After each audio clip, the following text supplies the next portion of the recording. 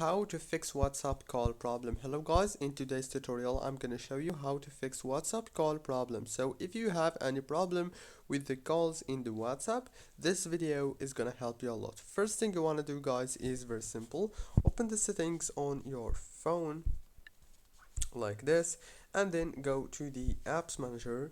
Now on this page you will find all the apps as you can see. Now we have to wait a few seconds as you can start here, and then go to the search bar here in the top, search for WhatsApp, click on it. Now click on this force stop right here, and after you click on it, it will stop running the app in the background. So after that you have to go into the notifications management. Make sure to enable all the notifications by enabling this option. After that, go to the permissions and make sure that every permission right here is enabled.